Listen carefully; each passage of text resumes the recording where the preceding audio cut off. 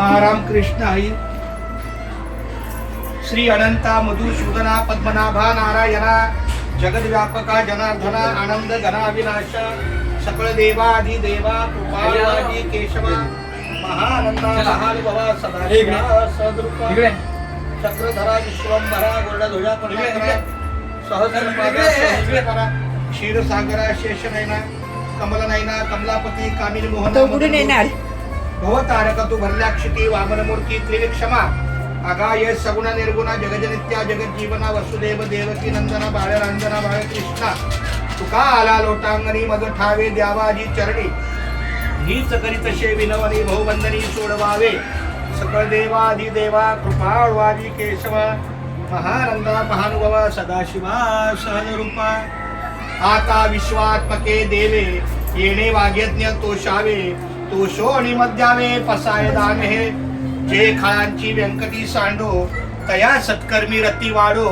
भूता परस्परे पडो मैत्र जीवांचे दुरितांचे तिमिर जावो विश्व स्वधर्म सूर्य पाहो जो जे वांचिल तो तेला हो प्राणी जात वर्षत सकळ मंगळी ईश्वर निष्ठांची मांदी आळी अनवर्त भूमंडळी भेट तू या भूता चला कल्पतरूचे आरव चेतना चिंतामणीचे गाव बोलते जे अर्णव पियुषांचे चंद्रमे ज्यालांछन मार्तंड जेता पहिन ते सर्वाही सदा सज्जन सोयरे हो तू किंबहुना सर्व सुखी पूर्ण होऊनी तिनी लोकी भजिद्वादी पुरुखी अखंडित आणि ग्रंथोपजीविये विशेषी लोकीये दृष्टांदृष्ट विजय वो वाळवेजी येत मने श्री विश्वेश्वराओ हा होईल दान पसाओ येणे बरे ज्ञानदेवो सुखिया झाला येणे बरे ज्ञानदेवो सुखिया झाला.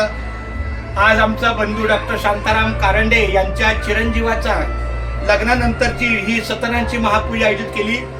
त्यानिमित्तानं सगळा कार्यक्रम चालू आहे.